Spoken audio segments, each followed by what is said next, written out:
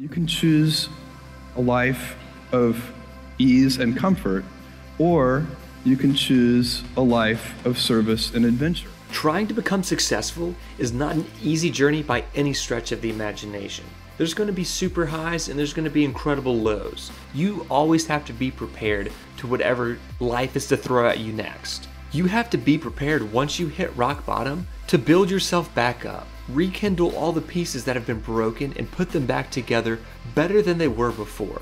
You have to figure out how to dig yourself out of holes that you didn't even know were dug yet. One of the things that's very exciting about the poles of the moon as a place to go. You want to learn as much as you can to prevent as many wrongdoings as possible. But don't get me wrong, they will happen over time. You just want to do everything that you can to help prevent that and make it as easy as possible when you do hit rock bottom.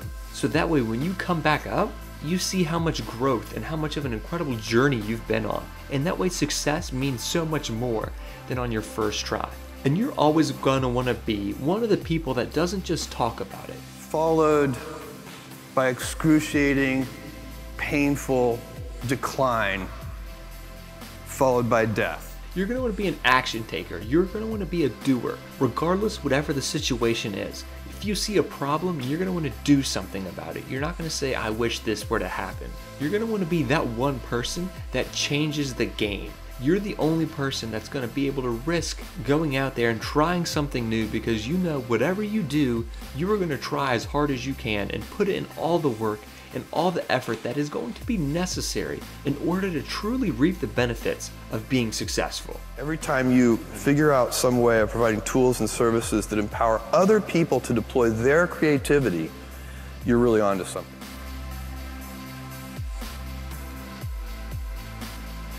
We all have adversity in our lives. I doubt if you really, if you know somebody, any friend or anybody that you talk to, there's no lack of adversity. And by the way, that's good, because it's what teaches us how to get back up. You fall down, you get back up. It always happens. And you get certain gifts in life and you want to take advantage of those. But I guess my advice on adversity and success would be to be proud not of your gifts, but of your hard work and your choices. So, you may be, the kinds of gifts you get, you might be really good at math. It might be really easy for you. That's a kind of gift. But practicing that math and taking it to the next step, that could be very challenging and hard and take a lot of sweat. That's a choice. You can't really be proud of your gifts because they were given to you. You can be grateful for them and thankful for them.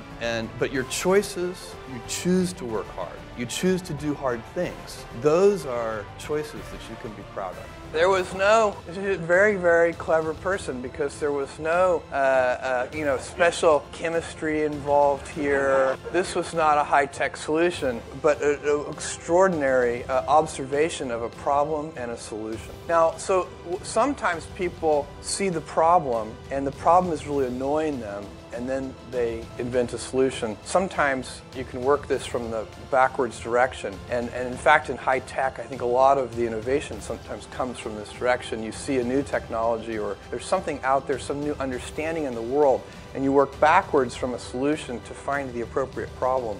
Carbon dating is a little bit like this. So, they'd always wanted this solution to be able to date things, but until they really understood radioactive decay, that wasn't possible to come up with that solution. So some new understanding, some new concept enters the world, and there are a lot of things like that in high tech. Another critical ingredient for anybody who would be innovative is persistence. And there are many examples of people being persistent in the world. I want you to solve world hunger, and I want you to do it in 5 years. You would properly reject the opportunity. You would say, look, it's not possible, it's not practical. But if I said, look, I want you to solve world hunger in 100 years, that's a job you'd take, because it's a much more addressable problem. You can first create the conditions. You have time to create the conditions where then you can solve the problem. And so that's a very important way of thinking, and I find, and it works with everything, I mean, you have to back up and find the right time horizon for what you're trying to do. But, at Amazon, we probably do most of our things, we expect that to get some results in sort of 5, 6, 7, 8 years. But we find a lot of our, other companies that compete against us in various ways, they're often trying to get things done in, 2 or 3 years. And so we can do things that everything has to work in 2 to 3 years, then that limits what you can do. If you give yourself the breathing room to say, okay, I'm okay if it takes 7 years, all of a sudden you have way more opportunities. We had no real organization in our distribution centers at all. In fact, we were packing on our hands and knees on a hard concrete floor. And I remember, just to show you how stupid I can be, my only defense is that it was late. But we were packing these things, everybody in the company. And I had this brainstorm. And as I said to the person next to me, this packing is killing me. My back hurts. This is killing my knees on this hard cement floor. And the person said, yeah, I know what you mean. And I said, you know what we need? This is my brilliant insight. We need knee pads. That early stage, by the way, of Amazon.com, where we were so unprepared, is probably one of the luckiest things that ever happened to us, because it formed a culture of customer service in every department of the company, every single person in the company, because we had to work with our hands so close to the customers, making sure those orders went out, really set up a culture that served us well. And that is our goal, to be Earth's most customer-centric company. And I think this says 0 now, which I'm suspecting means it's time to turn it over to questions, so I will do so.